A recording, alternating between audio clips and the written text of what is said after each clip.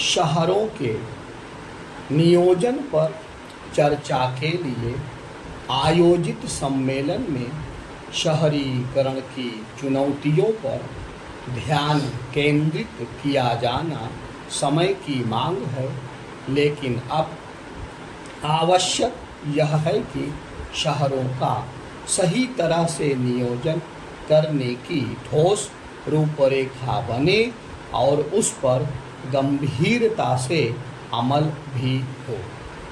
यदि शहरी जीवन को बेहतर बनाने के साथ देश को आत्मनिर्भर एवं समृद्ध बनाना है, तो छोटे बड़े शहरों को संवारने के काम को सर्वोच्च प्राथमिकता देनी होगी।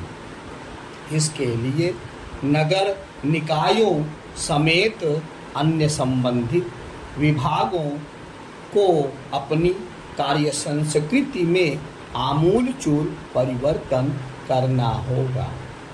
केंद्रीय शहरी कार्य मंत्री हरदीप पुरी ने यह सही कहा कि 2014 के पहले शहरी विकास की आपराधिक अनदेखी हुई है, लेकिन यह भी एक तथ्य है कि शहरीकरण पर तमाम बल दिए जाने के बाद भी शहरों की सूरत संवारने का काम उस योजनाबद्ध तरीके से नहीं हो रहा है जैसे होना चाहिए।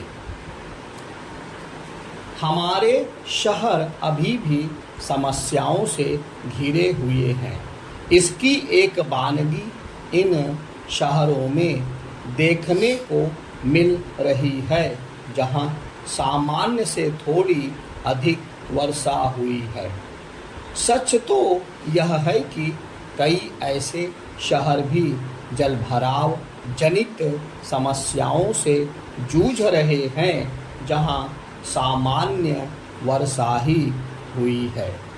स्पष्ट है कि शहरों को स्मार्ट सिटी का रूप देने के लिए अभी बहुत कुछ करने की आवश्यकता है।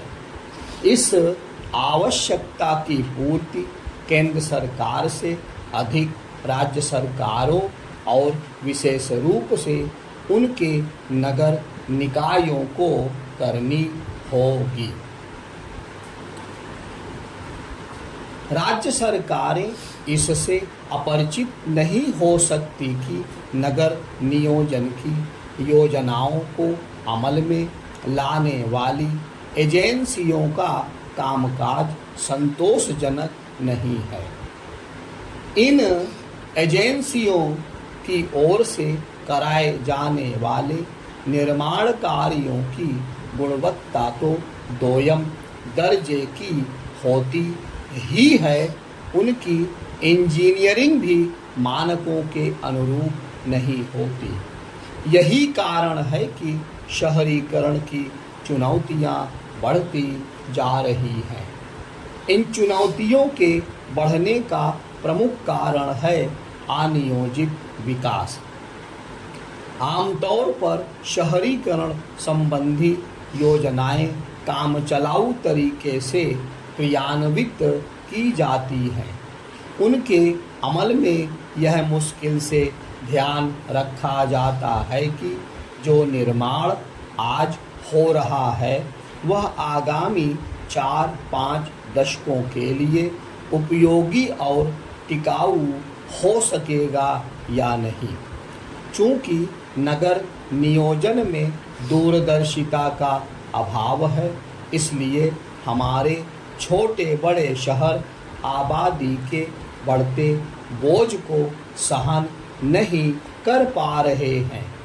खराब और बेतरतीब नियोजन केवल समस्याओं को ही जन्म नहीं देता, बल्कि वह शहरी जीवन को कष्टकारी भी बनाता है।